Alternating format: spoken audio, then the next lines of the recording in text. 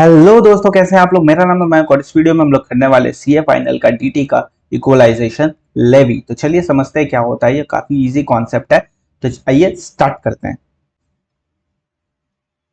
ये नोट्स मैं जो यूज कर रहा हूँ इसको आपको डिस्क्रिप्शन में लिंक मिल जाएगा, वहां से चाहो तो डाउनलोड कर सकते हो। डीटी की फास्ट ट्रैक बैच भी आ रही है, ज्वाइन करना चाहते हो तो ज्वाइन कर लो, लाइव क्लास होगी। आइए समझते हैं इक्वलाइजेशन लेवी। मान लीजिए एक बंदा है जो कि है इंडिया का, यानी एक रेसिडेंट है जो कि इंडिया का रेसिडेंट है।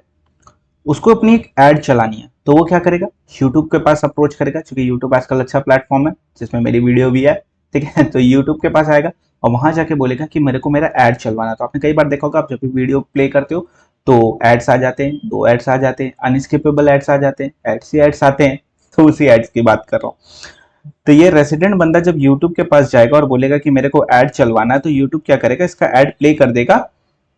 जो भी इसका वीडियोस में जिसमें भी चाहता है उसमें उसकी एड्स प्ले होने लगेंगी। फिर प्ले होने के बाद यूट्यूब इस पे बिल रेज करेगा और ये बंदा इसको 2 लाख रुपीज पे कर देगा। हाँ, 2 लाख कोई बहुत बड़ी रकम नहीं होती एडवर्टीजमेंट के लिए। 2 लाख रुपीज इसको पे कर देगा। यूट्यूब का पापा कौन है? यूट्यूब का पापा है गूगल। ठीक है, गवर्नमेंट दौड़ दौड़ के भाग भाग के जाएगी गूगल के पास और गूगल के पास जाके बोलेगी कि देखो गूगल, हे गूगल, प्लीज आपने इनकम कमाई है इंडिया में तो टैक्स भर दीजिए। क्यों? इनकम इंडिया की है तो टैक्स आपको इंडिया में भरना पड़ेगा। तो गूगल बोलता था कि देखो, I have all the answers, so I will answer this. और गूगल बोलेगा कि देखो, पहली बात तो DTAA एग्जिस्ट करता है। मैं जिस कंट्री में रजिस्टर्ड हूं उस कंट्री में और तुम्हारा इंडिया के बीच में DTAA है, जिसकी वजह से मुझको सिर्फ और सिर्फ जो टैक्स पे करना है वो उस कंट्री में पे करना है, तुम्हारी कंट्री में पे नहीं करना। तो मैं झुकेगा नहीं। ओके, तो ये बात हुई। अच्छा, इस क्वेश्चन में हम लोग ये अज्यूम कर रहे हैं कि जो गूगल है उसका कोई भी पीई इंडिया में नहीं है। पीई मतलब क्या होता है? लेमैन लैंग्वेज में आप समझो कि एक परमानेंट ऑफिस, कोई भी परमानेंट ऑफिस नहीं है गूगल का इंडिया में। लेमैन लैंग्वेज में ये अजम्पशन है इसमें, ये वाले एग्जाम्पल में। ओके, तो गवर्नमेंट को आ गया गुस्सा। गवर्नमेंट ने बोला कि यार इनकम तो इंडिया में हुई है, इसने सेल किया है। क्या सेल किया? एडवर्टीजमेंट की सर्विस सेल की है और ये टैक्स नहीं देना चाहता है। ये तो गलत बात है। तो गवर्नमेंट सोचती है कि यार हमारा तो कोई कंट्रोल है नहीं गूगल पे, क्योंकि Google being a non resident और उसका पीए इंडिया में नहीं है, तो अपना कोई कंट्रोल नहीं है। बट अपना कंट्रोल एक जन के ऊपर तो है। किसके ऊपर? इस रेसिडेंट बिजनेसमैन के ऊपर। रेसिडेंट बिजनेसमैन के ऊपर तो अपना कंट्रोल है ना। तो गवर्नमेंट दौड़ दौड़ दौड़ दौड़ दौड़ के जाएगी इस रेसिडेंट बिजनेसमैन के पास और उसको जाके बोलेगी कि भाई तू एक काम कर, गूगल तो पैसे देगा नहीं, तो तुम एक काम कर कि जब भी तुम 2 लाख रुपीज पे करेगा यूट्यूब को, गूगल को, उस सिनेरियो में तुम 6% का टीडीएस इसमें से डिडक्ट कर लेना और इस टीडीएस को गवर्नमेंट यानी मेरे पास जमा करवा देना और जो रिमेनिंग अमाउंट है वो यूट्यूब को पे कर देना। तो ladies and gentleman, this is equalisation levy for you all. इसी को हम लोग प्यार से क्या बोलते हैं? Equalisation levy. और 1.0 और थोड़ा प्यार से, इक्वलाइजेशन लेवी 1.0। तो क्या होता है आइए देख लेते हैं। सेक्शन नंबर 165 डील करता है इस पे। जो इक्वलाइजेशन लेवी 1.0 उसको डील करता है सेक्शन नंबर 165। ये इनकम टैक्स का सेक्शन है नहीं, ये फाइनेंस एक्ट के थ्रू आया था, फाइनेंस एक्ट 2016। फाइनेंस एक्ट के थ्रू भी टैक्स लगा सकते हैं क्या? जी हाँ, अगर आपको याद होगा तो सर्विस टैक्स भी फाइनेंस एक्ट के थ्रू ही लगाया गया था। तो 165 जो है फाइनेंस एक्ट के थ्रू लगाया गया है, जिसमें क्या बोलता है, एवरी पर्सन जो कि रेसिडेंट है इंडिया का एंड कैरिंग ऑन बिजनेस और प्रोफेशन, म्हणजे म्हणजे ये आदमी जो कि रेसिडेंट है इंडिया का, रेसिडेंट बिजनेसमैन जो कि बिजनेस कर रहा है। ठीक है, ओके। और non resident having P in India, और या तो ये एक रेसिडेंट है और या तो ये एक नॉन रेसिडेंट है जिसका पी इंडिया में है, यानी जिसका परमानेंट ऑफिस इंडिया में है, वो वाला बंदा।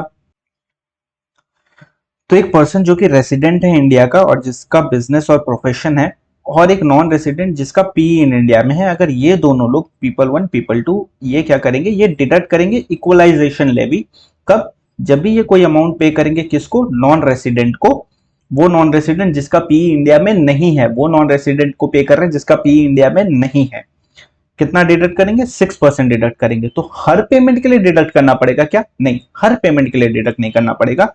वो तब डिडक्ट करना पड़ेगा जब aggregate payment for specified service exceed ₹1 lakh in previous year. दो चीजें ध्यान देने वाली है, aggregate and specified service 1 lakh rupees in previous year, ये आप जानते हो क्या होता है, ठीक है। एग्रीगेट मतलब पूरे साल का अगर मिला के उसको आप पेमेंट कर रहे हो, एक नॉन रेसिडेंट जिसका पी इंडिया में नहीं है उसको आप अगर पेमेंट कर रहे हो 1 लाख से ज्यादा पूरे साल का मिला के, तो 6% तुमको डिडक्ट करना पड़ेगा। 1 लाख माइनस करके नहीं, पूरे अमाउंट पे आपको 6% डिडक्ट करना पड़ेगा। और वो 6% क्या करोगे, डिडक्ट करके अपनी पॉकेट में रखोगे? नहीं यार, गवर्नमेंट को जमा करवा देना। ड्यू डेट्स क्या पढ़ेंगे नीचे, अभी पहले यहां फोकस करो। नेक्स्ट जो पॉइंट उभर के आया वो आया स्पेसिफाइड सर्विस। स्पेसिफाइड सर्विस क्या होता है यार? तो specified service means online advertisement, any provision for digital advertising space और एनी अदर फैसिलिटी और service for the purpose of online advertisement, या कोई भी सर्विस जो नोटिफाई करेगा central government, in short online advertisement. ठीक है, आपको बस एग्जाम पर्पस के लिए इतना ही लर्न करना है।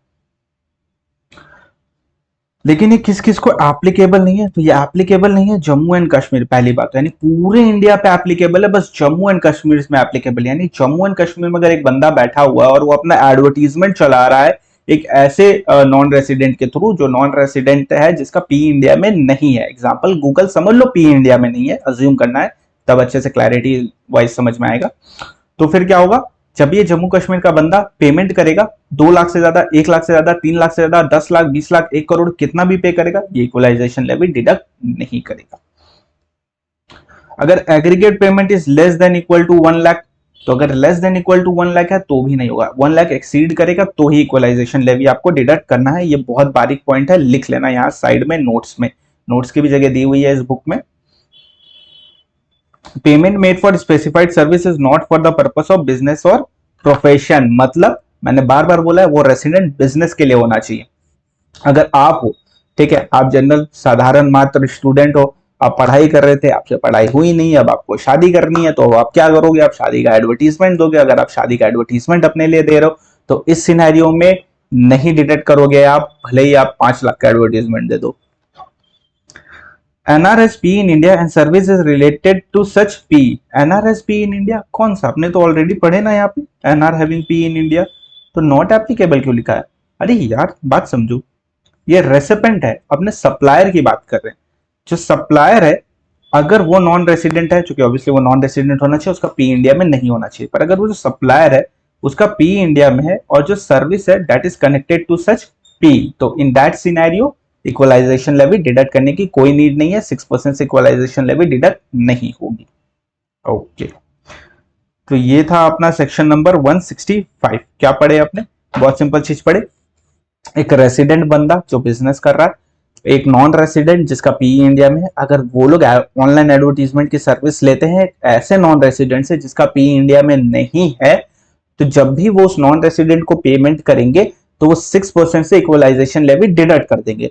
जो डिडक्ट करेंगे वो अमाउंट गवर्नमेंट को डिपॉजिट कर देंगे और डिडक्ट करने के बाद बाकी अमाउंट उस नॉन रेसिडेंट के हाथ में थमा देंगे।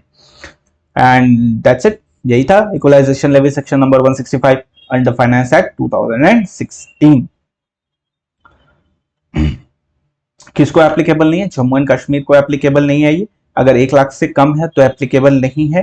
पूरे साल में एग्रीगेट पेमेंट 1 लाख से कम है तो एप्लीकेबल नहीं है। अगर तुमने अदर देन बिजनेस के लिए लिया यानी पर्सनल पर्पस के लिए तो एप्लीकेबल नहीं है।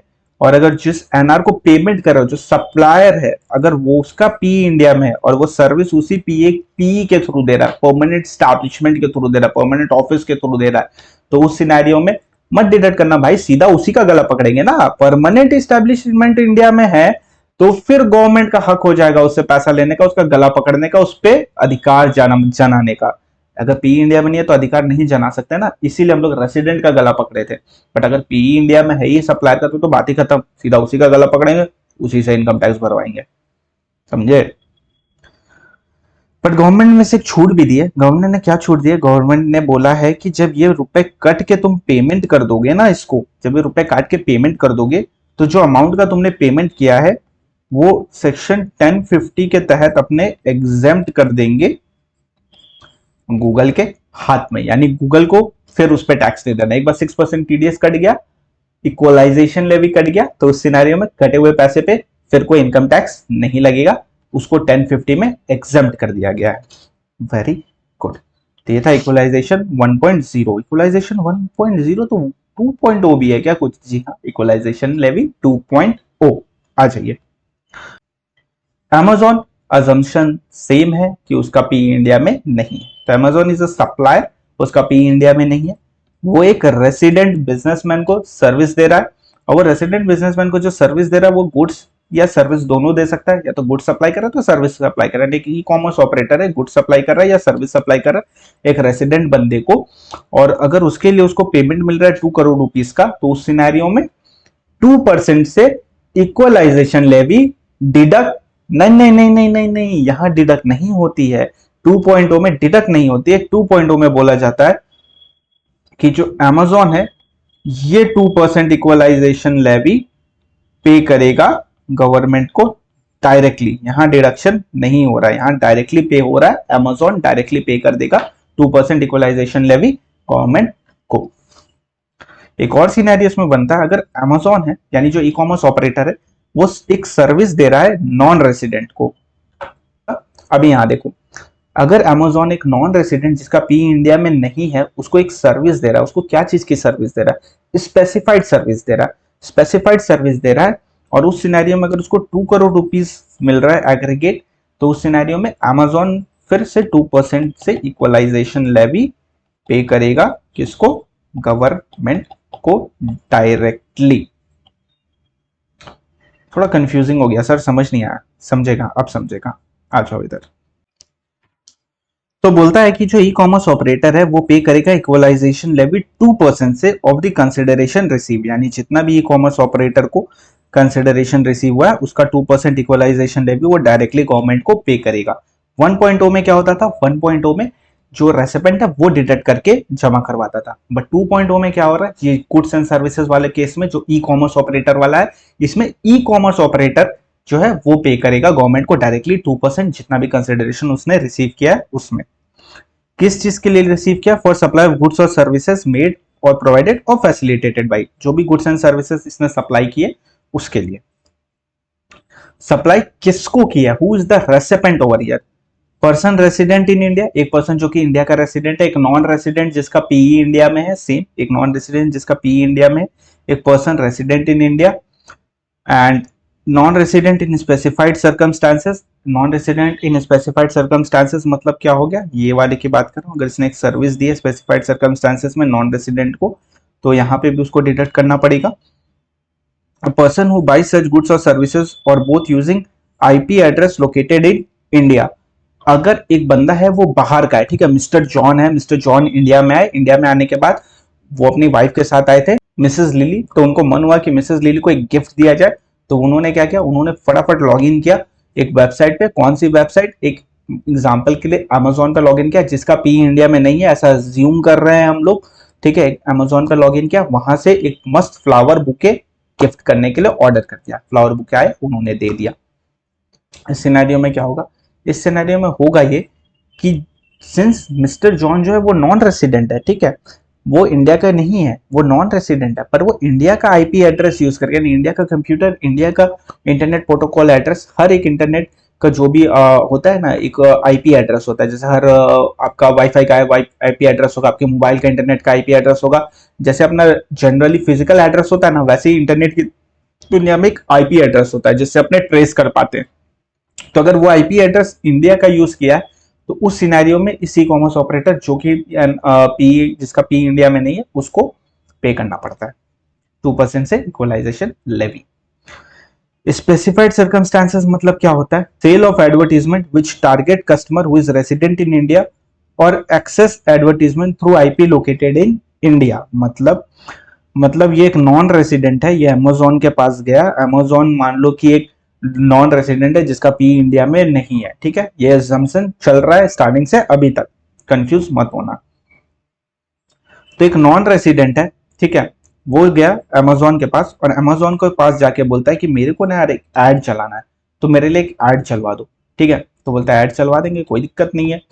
जब ये ऐड चलाएगा तो इसने एक सर्विस दी एडवर्टीजमेंट की और ये नॉन रेसिडेंट इसको पेमेंट करेगा, बट डिपेंड करता है कि ये जो ऐड चला रहा है, सिंस ये नॉन रेसिडेंट है यानी इंडिया के बाहर की एक ई कॉमर्स ऑपरेटर है, और अगर ये इंडिया का बाहर का ई कॉमर्स ऑपरेटर है तो ये ऐड कहां चलाएगा? इंडिया के बाहर या इंडिया में? अगर ये ऐड इसने इंडिया में चलाई यानी जो टारगेट कर रहा है एक रेसिडेंट को या किसी भी एनी पर्सन जो यूज कर रहा है आईपी एड्रेस, यानी इंडिया के आईपी एड्रेस पे वो ऐड चल रही है या एक रेसिडेंट के आईपी एड्रेस पे ये ऐड चल रही है, एक रेसिडेंट को टारगेट करके ये ऐड दिखाया जा रहा है, तो इस सिनेरियो में जब ये इसको पेमेंट करेगा तो अमेजोन को 2% पे करना पड़ेगा इक्वलाइजेशन लेवी। तो रेसिपेंट इज नॉन रेसिडेंट, ठीक है, supplier is also non resident, but since service is provided which is targeted to resident in India, तो इस सिनेरियो में ऐसा माना जाता है कि इनकम तो इंडिया के थ्रू जनरेट कर रहे हो ना यार, तुम इंडिया में ही ऐड दिखा रहे हो ना, भले ही तुम बाहर के हो, तुम्हारा रेसिपेंट बाहर का, पर वो ऐड तो इंडिया में दिखा रहा है ना, तो इस ऐड से जो भी पैसा कमाओगे उसका 2% तो तुमको मेरे को पे करना ही पड़ेगा, गवर्नमेंट ऐसा बोलेगी, और 2% उस ई कॉमर्स ऑपरेटर को पे करना पड़ेगा। Doubt number one, online advertisement तो 165 में कवर था, तो 165A में क्यों है? 165A में सिर्फ ई कॉमर्स वाला ऑनलाइन एडवर्टीजमेंट कवर है, ध्यान रखना, एक बारीक डिफरेंस है दोनों में, ठीक है। ई कॉमर्स ऑपरेटर जिसका परमानेंट एस्टैब्लिशमेंट इंडिया में नहीं है, वो वाला ई कॉमर्स ऑपरेटर, ठीक है, ओके। या वो सेल करता है डेटा जो उसने कलेक्ट किया from a person resident in India या IP address located in India. देखो ये सब जाते, कोई छुपी बात नहीं है, आपकी डेटा जो भी कलेक्ट होता है वो सेल हो जाता है, सबको पता है ये। तो अगर एक ई कॉमर्स ऑपरेटर, फॉर एग्जांपल आपने लॉग इन किया अमेजोन पर, अमेजोन पे जाके आपने डॉलर्स में बहुत सारे चीजें देखी, ठीक है, मानते हैं अमेजोन का कोई पी इंडिया में नहीं है, बार बार बोलना पड़ता है नहीं तो आप कंफ्यूज हो जाओगे। तो आपको कुछ चीजें पसंद आई तो आपने देखी, आपने कार्ट में डाला एंड एज यूजुअल आपने आपको हटा दिया, स्किप कर दिया, बैक आ गए, गेम खेलने लगे, यूट्यूब देखने लगे। तो अमेजोन क्या करेगा, अमेजोन ये डेटा कलेक्ट करेगा और इस डेटा को एक नॉन रेसिडेंट है जिसका वो प्रोडक्ट है उसके पास जाके भेज देगा कि देख इंडिया में इस प्रोडक्ट को देखा जा रहा था, तेरे तेरे इस प्रोडक्ट को देखा जा रहा था इंडिया में। तो सेलर क्या करेगा, उस अकॉर्डिंगली अपना प्लान एंड स्ट्रेटेजीज बनाएगा कि इंडिया में अपना ये शायद प्रोडक्ट बिक सकता है। तो यहाँ पे क्या हो रहा है, ध्यान दीजिए कि जब जैसे ही ये डेटा सेल होता है तो नॉन रेसिडेंट से अमेजोन कुछ पैसा कलेक्ट करेगा, तो जब वो पैसा कलेक्ट करेगा ना तो उस पैसे पे 2% उसको इक्वलाइजेशन लेवी गवर्नमेंट को पे करना पड़ेगा। तो 165 पे किस किस को एप्लीकेबल नहीं है, non applicability, Jammu and Kashmir को नॉन एप्लीकेबल है, वही सेम जैसे 165 में था। If e commerce operator has P in India and goods and services is connected to such P, अगर ई कॉमर्स ऑपरेटर का पी इंडिया में है तब तो फिर बात ही खत्म, तो इक्वलाइजेशन लेवी नहीं लगेगा, नॉर्मल जो इनकम टैक्स का प्रोविजन है वही प्रीवेल करेंगे। अगर 165 में एक बार इक्वलाइजेशन लेवी कट गया है तो वापस 165A में नहीं कटेगा, करेंगे। Sale turnover gross receipt as the case में of e commerce operator from such business is less than 2 crore during the previous year, यानी कि ई कॉमर्स ऑपरेटर है, एक ई कॉमर्स ऑपरेटर है जिसका पी इंडिया में नहीं है, ठीक है, उसने नॉन रेसिडेंट को भी सर्विस दी, उसने रेसिडेंट को भी सर्विस दी जो कि इंडिया का है, नॉन रेसिडेंट क्या स्पेसिफाइड सर्कमस्टांसेस वाला ना, स्पेसिफाइड सर्कमस्टांसेस वाला, रेसिडेंट को दी, नॉन रेसिडेंट को दी, फिर उसने आईपी एड्रेस से अगर किसी ने ऑर्डर किया इंडिया के आईपी एड्रेस से उसको सर्विस दी, तो ये सारी सर्विसेज मिला के जो ई कॉमर्स ऑपरेटर का टर्नओवर बन रहा है अगर वो है तुम्हारा लेस देन 2 करोड़ तो उस सिनेरियो में 165A एप्लीकेबल नहीं होगा, और अगर 2 करोड़ है तो एप्लीकेबल होगा, लेस देन 2 करोड़ है तो एप्लीकेबल नहीं होगा, सिंपल। यानी ये सारा का मिला के, ये सारी को जो इतने को भी अपने सर्विस दे, इन सब का मिला के इसको जो टर्नओवर पड़ रहा है पूरे इसका यूएसए इंग्लैंड वगैरह सब मिला के नहीं यार, नहीं, सिर्फ और सिर्फ ये सारे मिला के एग्रीगेट टर्नओवर, अगर इसका जो बन रहा है एग्रीगेट टर्नओवर बोल रहा हूँ जीएसटी का, एग्रीगेट टर्नओवर नहीं, टर्नओवर सेल्स ग्रॉस रिसिप्ट अगर लेस देन 2 करोड़ है तो उस सिनेरियो में 165 पे एप्लीकेबल नहीं है। सो काफी सिंपल था ये इक्वलाइजेशन लेवी, इसमें अपने दो सेक्शन पढ़े 165 165 पे। 165 क्या बोलता है कि अगर एक रेसिडेंट है, ठीक है, या नॉन रेसिडेंट है जिसका पी इंडिया में, ये दोनों, और जो रेसिडेंट है वो बिजनेस कर रहा है, बिजनेस एंड प्रोफेशन वाला, resident business and profession, non resident having P in India, ये जब भी पेमेंट करेंगे किसी नॉन रेसिडेंट को तो ये 6% से इक्वलाइजेशन लेवी डिडक्ट कर देंगे। हर पेमेंट पे करना है नहीं, अगर एग्रीगेट पेमेंट यानी सारे साल का, पूरे साल का मिला के पेमेंट अगर 1 लाख से ज्यादा है तो जितना भी अमाउंट है उस पर आपको डिडक्ट करना पड़ेगा इक्वलाइजेशन लेवी 6% से। जम्मू एंड कश्मीर को ये एप्लीकेबल नहीं है, बट हर सर्विस के लिए करना है नहीं, जब भी आप नॉन रेसिडेंट से ऑनलाइन एडवर्टीजमेंट की सर्विस लोगे और उसको पेमेंट कर रहे हो आप 1 लाख से ज्यादा, तो उस सिनेरियो में आपको 6% से इक्वलाइजेशन लेवी डिडक्ट करना पड़ेगा। ये था सेक्शन नंबर 165। फिर बात करते हैं सेक्शन नंबर, अच्छा ये किसको एप्लीकेबल नहीं है 165, जम्मू एंड कश्मीर में एप्लीकेबल नहीं है। जिसको पेमेंट कर रहे हो यानी जो सप्लायर अगर उसका पी इंडिया में है तो फिर कोई दिक्कत नहीं है। और या तो अगर रेसिडेंट जो ये ले रहा है, जो रेसिपेंट अगर वो पर्सनल पर्पस के लिए इसको ले रहा है, जो रेसिपेंट अगर इसको पर्सनल पर्पस के लिए ऑनलाइन एडवर्टीजमेंट की सर्विस ले रहा है, तो उस सिनेरियो पे 165 एप्लीकेबल नहीं है। 165 एक कब लगता है, जब भी ई कॉमर्स ऑपरेटर कोई भी गुड्स एंड सर्विसेज सप्लाई करता है, किसको, रेसिडेंट को, non resident having P in India को, कोई भी बंदा जो आईपी एड्रेस इंडिया का यूज कर रहा है उसको, और नॉन रेसिडेंट को स्पेसिफाइड केस में। तो उस सिनेरियो में जो ई कॉमर्स ऑपरेटर है जिसका पी इंडिया में नहीं है, वो 2% से इक्वलाइजेशन लेवी डायरेक्टली गवर्नमेंट के पास जमा करवा देगा। ठीक है, ओके। जब ये चारों से मिला के इसका टर्नओवर एक्सीड कर जाएगा या ग्रॉस रिसीप्ट एक्सीड कर जाएगा 2 करोड़, तभी होगा, वरना नहीं होगा। लेस देन 2 करोड़ है तो ये एप्लीकेबल नहीं है। ओके, 2 करोड़ एक्सीड कर गया तो 2% से काट के इक्वलाइजेशन लेवी जमा करवा देंगे गवर्नमेंट के पास।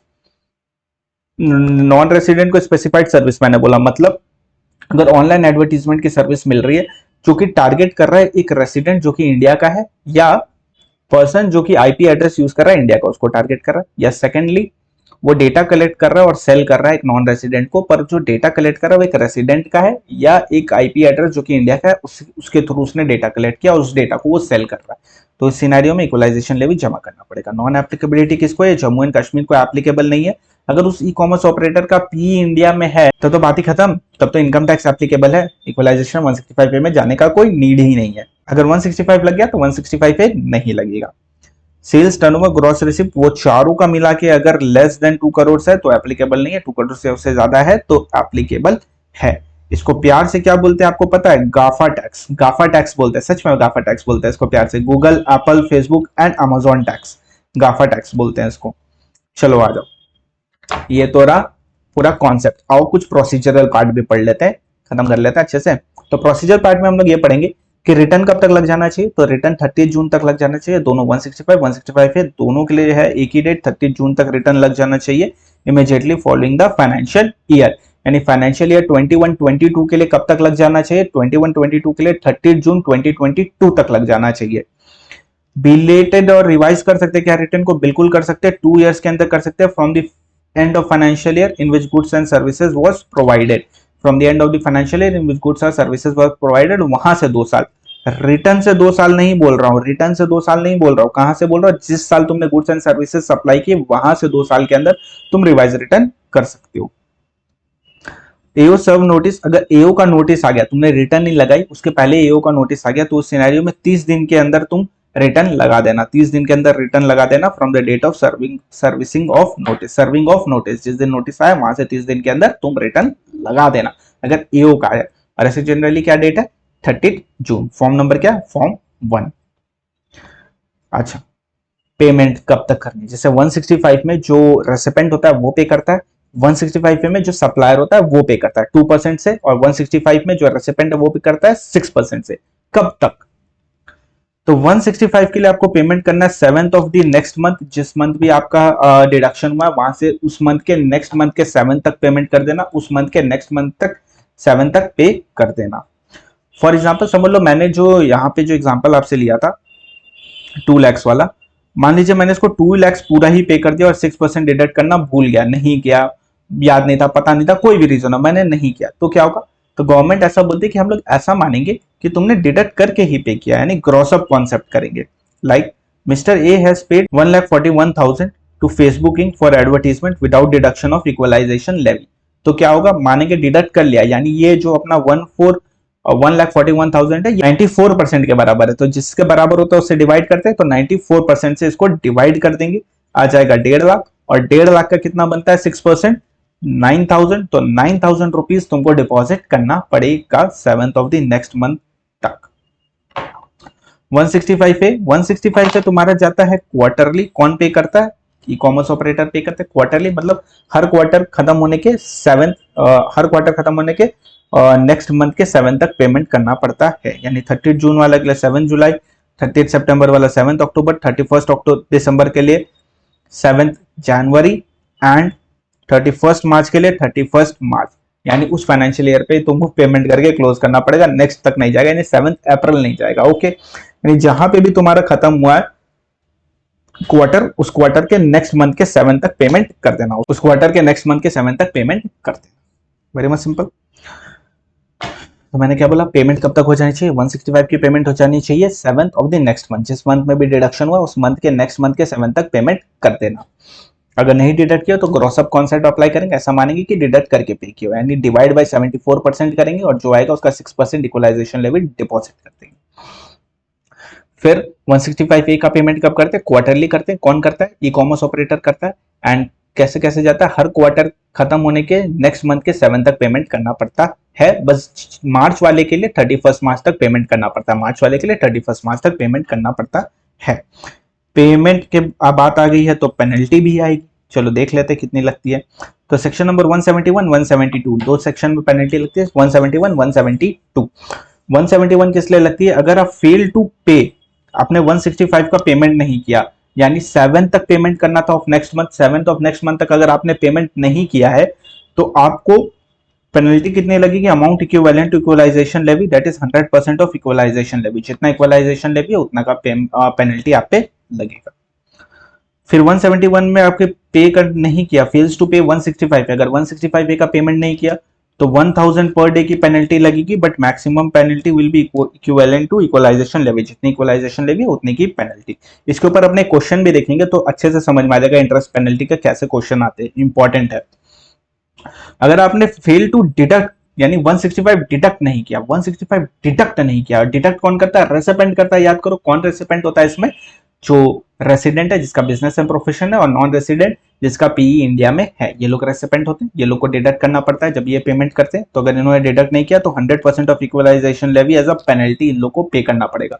और याद करो ग्रॉस अप कॉन्सेप्ट भी लगता है, ग्रॉस अप कॉन्सेप्ट से हम लोग इक्वलाइजेशन लेवी कलेक्ट निकालते हैं एंड उसके बाद पेनल्टी भी लगा देते हैं 171 में। 172 की जो पेनल्टी है वो रिटर्न के लिए, अगर आपने रिटर्न नहीं लगाया timely, fails to furnish the return. अच्छा, रिटर्न का टाइम क्या होता है, 38 जून तक फॉर्म नंबर 1 में। तो 100 पर डे, ठीक है, 100 है 1000 है, कंफ्यूज मत होना जीरो देख के, यह है 100 पर डे, ठीक है। तो सेक्शन नंबर 171 बात करता है कि अगर आपने फेल्स टू पे 165 वाला, तो उस सिनेरियो में कितनी पेनल्टी लगेगी, जितना भी आपका इक्वलाइजेशन लेवी है उतने की पेनल्टी लग जाएगी। 100% of equalisation levy will be your penalty. 165 A अगर नहीं पे किया तो कितनी पेनल्टी लगेगी, तो पेनल्टी आपकी लगेगी 1000 per day, 1000 per day, but maximum कितना, जितना इक्वलाइजेशन लेवी है मैक्सिमम उतना। अगर फेल्स टू डिडक्ट 165, ये भी 171 में लिखा है, फेल्स टू डिडक्ट 165, तो उस सिनेरियो में कितनी पेनल्टी आपको लगेगी, इसमें आपको पेनल्टी लगेगी 100% ऑफ इक्वलाइजेशन लेवी। फिर 172 किसके लिए, 172 बात करता है रिटर्न के लिए। अगर आपने टाइमली रिटर्न नहीं लगाया, फेल्स टू फर्निश रिटर्न, तो इस सिनेरियो में आपको पेनल्टी लगेगी 100 पर डे, 100 पर डे की पेनल्टी लगेगी। इंटरेस्ट भी लगता है क्या, जी हाँ, अगर आपको डिपॉजिट करना है 7th ऑफ नेक्स्ट मंथ और आपने नहीं किया तो from the 8th day till the date of payment, यानी 1% पर मंथ और पार्ट ऑफ द मंथ से आपको इंटरेस्ट पे करना पड़ेगा। From the next day till the date of payment 1% पर मंथ और पार्ट ऑफ द मंथ से आपको पेमेंट करना पड़ेगा। यानी अगर मान लो कि 8th आ गया तो 8th आ गया तो आपको पूरा एक महीना लेना पड़ेगा, पार्ट ऑफ द मंथ का ये मतलब होता है।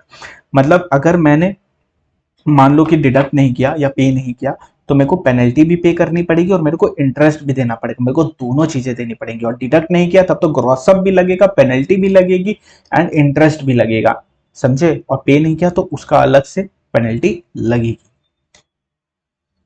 कैसे क्या होता है समझते एक एग्जांपल से, टेंशन मत लो। इंटीमेशन, इंटीमेशन आ जाएगा क्या, ऑब्वियसली रिटर्न लगाया तो इंटीमेशन आएगा डिपार्टमेंट की तरफ से, 1 ईयर के अंदर आपका इंटीमेशन आ जाएगा from the end of financial year, from the end of the financial year 1 year के अंदर आपका इंटीमेशन आ जाएगा। रेक्टिफिकेशन भी हो सकता है क्या इंटीमेशन का, हाँ, सुओ मोटो भी डिपार्टमेंट कर सकता है, या कोई मिस्टेक एपरेंट फ्रॉम रिकॉर्ड है तो भी किया जा सकता है। कोई भी मिस्टेक अगर SSC brought into notice of the department तो भी किया जा सकता है। ओके, रेक्टिफिकेशन कितने दिन के अंदर होता है, रेक्टिफिकेशन होता है 1 year from the end of the financial year in which intimation was issued. Okay, इसका क्या मतलब होता है, इसका बहुत सिंपल सा मतलब होता है, मान लो अपना है फाइनेंशियल ईयर 21-22 में, और यहाँ पे अपने को जो इंटीमेशन है वो कब तक आ जाएगा, इंटीमेशन अपना आ जाएगा 1 ईयर के अंदर, 1 ईयर के अंदर आ जाएगा, in which return was filed, in which return was filed from the end of the financial year in which return was filed, and return कब तक फाइल होता है, 30th जून तक फाइल होता है 2022। तो इसका फाइनेंशियल ईयर क्या बनेगा, इसका फाइनेंशियल ईयर बनेगा 22-23, 3 इसके एंड से 1 ईयर तक के अंदर आपके पास आ जाएगा इंटीमेशन। ओके, और इंटीमेशन जिस ईयर आया उस ईयर के फाइनेंशियल ईयर के एंड तक आपको 1 ईयर के अंदर रेक्टिफिकेशन किया जा सकता है। ओके, अगर तुमने डिडक्ट नहीं किया ना, तुमको डिडक्ट करना था 165, तुमने डिडक्ट नहीं किया 165, तो 40A के तहत आपको 100% वो एक्सपेंस डिसअलाउ कर दिया जाएगा। वो एक्सपेंस पीजीबीपी में जो अपना चैप्टर है पीजीबीपी में, उस एक्सपेंस को पूरी तरह से डिसअलाउ कर दिया जाएगा। एक हेड है एक्चुअली, उस हेड के तहत आपको पूरी तरह से डिसअलाउ कर दिया जाएगा 40A के तहत। Levy has not been deducted या deducted but not deposited up to due date of return filing, तो where such levy is deducted in subsequent, पहले तो डिसअलाउ कर देंगे, फिर जिस ईयर तुम डिडक्ट करोगे या जिस ईयर तुम पे करोगे उस ईयर में फिर उस एक्सपेंस को अलाउ कर दिया जाएगा, उस ईयर में उस एक्सपेंस को अलाउ कर दिया जाएगा। कितना डिडक्ट होगा, कितना डिसअलाउ होगा, 100% डिसअलाउ हो जाएगा, पूरा का पूरा अमाउंट डिसअलाउ हो जाएगा। एग्जामिशन अंडर 1050 याद करो, ये आपने ऑलरेडी पढ़े हैं 1050 कि गूगल को वो इनकम एग्जाम्प्ट हो जाएगी जिसपे ऑलरेडी इक्वलाइजेशन लेवी कट चुकी है। In order to avoid double taxation, income on which equalization levy is deducted shall be exempt in the hand of person to whom such payment is made. कुछ points है, points वो ई commerce operator 165A के लिए बोलता है कि भैया 165 पे तभी अप्लाई करना जब वो गुड्स एंड सर्विसेज बाहर से लेके आ रहा है। अगर वो गुड्स एंड सर्विसेज इंडिया का ही ले रहा है और इंडिया के बंदे को ही दे रहा है, इंडिया से ही ले रहा है और इंडिया के बंदे को ही दे रहा है, तब 165 पे अप्लाई मत कर देना, क्योंकि नहीं बनता ना सेंस। वो तो जब बाहर से गुड्स एंड सर्विसेज लेके आएगा और इंडिया में सप्लाई कर रहा है, इन दैट सिनेरियो होगा। और ये 4 सप्लाई, ठीक है, चारों में। Consideration for sale of good irrespective whether e commerce operator owns the goods, या तो खुद ओन कर सकता है और या तो फिर however that shall not include consideration for sale of such goods which are owned by person resident in India or by PE in India for non-resident if sale of such good is effectively connected with such PE। यानी अगर एक India के बंदे से ले रहे हो या एक नॉन रेसिडेंट से ले रहे हो जिसका पीई इंडिया में, अगर इससे गुड्स ले रहा है एक कॉमर्स ऑपरेटर और एक रेसिडेंट को ही दे रहा है, तो इस सिनेरियो में 165 पे एप्लीकेबल नहीं होगा। वो बाहर से गुड्स एंड सर्विसेज लेकर आना चाहिए और इंडिया में देना चाहिए। ये एक अमेंडमेंट भी है, तो इसको ध्यान रखना, ये थोड़ा इंपॉर्टेंट है। फर्स्ट पॉइंट बात करता है गुड्स के लिए, सेकंड पॉइंट बात करता है सर्विस के लिए, सेम चीज लिखी हुई है। ओके, और कुछ क्वेश्चन एंड आंसर देख लेते हैं। कैमरा को कर दिया है मैंने हल्का बिट एडजस्ट, आइए देख लेते हैं। वीडियो पसंद आ रही है तो चैनल सब्सक्राइब कर देना, वीडियो को लाइक कर देना, नीचे कमेंट करके भी बताना कैसी लग रही है वीडियो। और डीटी की फास्ट ट्रैक बैच भी आ रही है, चाहो तो इनरोल कर सकते हो। आईडीटी की भी ऑलरेडी चल रही है, उसमें भी इनरोल करवा सकते हो, नीचे सारे लिंक्स आपको मिल जाएंगे। टेलीग्राम में भी जुड़ जाना मेरे साथ। चलिए स्टार्ट करते हैं। निकानू लिमिटेड है, एक इंडियन कंपनी है, involved in manufacturing and trading in cotton garments under the brand name of Pequot. In order to expand its export sale, it launched a massive publicity campaign in overseas market. For the purpose of online advertising, it hired Sky Inc., a New York-based company which has no permanent establishment in India, and paid rupees 10 lakhs for its service in previous year. Discuss the tax and TDS implication. तो देखो, निकानू limited एक resident है India का, online advertisement की service ली है, sky ink से लिया जो कि एक नॉन रेसिडेंट है जिसका पी इंडिया में नहीं है, और कितने की है, 10 लाख की, यानी 1 लाख से ज्यादा है तो क्या लगेगा, 165 लगेगा। 165 के तहत कौन डिडक्ट करता है, जो रेसिडेंट है। रेसिडेंट कौन है यहाँ पे, अपना निकानू लिमिटेड। तो निकानू लिमिटेड 6% डिडक्ट करेगा 10 लाख से, यानी 60,000 डिडक्ट करेगा, डिडक्ट करके गवर्नमेंट को जमा करवाएगा। और 1050 के तहत जो भी इनकम हुई है 10 लाख की स्काई इंक को, वो हो जाएगी एक्सेप्ट। तो in the hand of Nikanu Limited is required to deduct equalization levy 60,000, 6% of 10 lakhs being the amount paid towards online advertisement service and non deduction से। अच्छा, ये पॉइंट भी हर क्वेश्चन में लिखना पड़ता है। नॉन डिडक्शन से अपने को क्या हो जाएगा, 40A के तहत 100% ऑफ द अमाउंट डिसअलाउ कर दिया जाएगा while computing business income. PGBP के इनकम जब भी अपने निकालेंगे तो 100% डिसअलाउ कर देंगे नॉन डिडक्शन अगर किया है तो 40A के तहत। ये पॉइंट हर जगह जाएगा। और 1050 में स्काई इंक के हाथ में क्या हो जाएगा, एग्जेम्प्ट हो जाएगा, एग्जेम्प्ट फ्रॉम टैक्स, पूरा का पूरा 10 लाख एग्जेम्प्ट हो जाएगा। Raghuram company limited Mumbai enters करता है into a following agreement with various non resident entity during the previous year 21-22। Pay किया 4 lakh Neil Inc a company based in USA for online advertisement of its product Neil Inc does not have P in India, यानी जो resident है वो क्या किया, उसने online advertisement चलवाई है, किसके थ्रू चलवाई है, एक नॉन रेसिडेंट के थ्रू चलवाई है जिसका पी इंडिया में नहीं है, तो यहाँ इक्वलाइजेशन लेवी 165 लगेगा। 1 लाख से ज्यादा का पेमेंट है, हाँ जी 1 लाख से ज्यादा का पेमेंट है, तो पूरे के पूरे 4 लाख पे 6% से इक्वलाइजेशन लेवी डिडक्ट करना पड़ेगा रघुराम कंपनी लिमिटेड को और जमा करवाना पड़ेगा गवर्नमेंट को। तो equalisation levy at the 6% deduct करना पड़ेगा, यानी 24,000 रुपए जमा करवाने पड़ेंगे। 24,000 कौन करेगा, रघुराम कंपनी लिमिटेड जो कि रेसिडेंट है इंडिया का। पे किया है 50,000 to debit a non resident individual against digital space for online advertisement of its product. Online advertisement का डिजिटल स्पेस कवर है, उसमें रेसिडेंट है, जो अपना जो सर्विस ले रहा है वो रेसिडेंट है, जो सर्विस दे रहा है वो एक नॉन रेसिडेंट है जिसका पी इंडिया में नहीं है। इंडिविजुअल वगैरह उससे कोई फर्क नहीं पड़ता, वो कंफ्यूज करने के लिए लाइन दी गई है। लेकिन 1 लाख से ज्यादा है क्या, नहीं 1 लाख से ज्यादा नहीं है 50,000, तो इस पे 165 एप्लीकेबल नहीं होगा, यानी कोई भी इक्वलाइजेशन लेवी डिडक्ट नहीं होगी।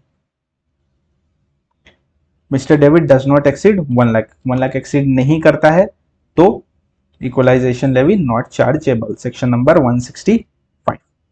Paid rupees 1,55,000 to Lox limited for providing platform for sale of its used furniture item. Lox limited is a company based in New Zealand and does not have PE in India.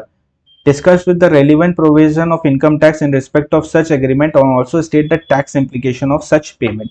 तो काफी simple question है। ये किसकी बात कर रहा है, 165A की बात कर रहा है। 165A कैसे हुआ, ई कॉमर्स ऑपरेटर है, सेल ऑफ गुड्स है, तो गुड्स सेल कर रहा है, ई कॉमर्स ऑपरेटर है, एंड जो अमाउंट है वो कितना है 1,55,000। तो यहाँ पे क्या होगा, यहाँ पे सेक्शन नंबर 165A के तहत 2% से इक्वलाइजेशन लेवी जमा करवाना पड़ेगा। कौन जमा करवाएगा, जो कि non resident e commerce operator है जिसका पी इंडिया में नहीं है, that is Lox limited. Lox limited जमा करवाएगा 2% से इक्वलाइजेशन लेवी।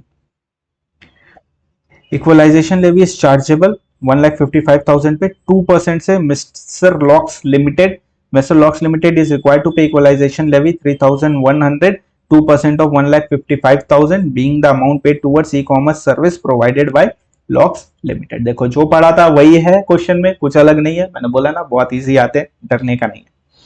क्वेश्चन नंबर 3 बोलता है कि 3 लाख का पेमेंट करना है, ठीक है 30/6 को, ठीक है ओके, एक 3 लाख का पेमेंट गया 30/6 को for procuring online advertisement space to a foreign company which had no place of business in India. एक रेसिडेंट है और जिससे लिया है वो नॉन रेसिडेंट है जिसका पी इंडिया में नहीं है, एंड जो सर्विस है वो ऑनलाइन की सर्विस है। 1 लाख से ज्यादा है, जी हाँ 1 लाख से ज्यादा है, इक्वलाइजेशन लेवी लगेगा, 6% से डिडक्ट करना है। डिडक्ट करके कौन जमा करवाएगा, रघु लिमिटेड।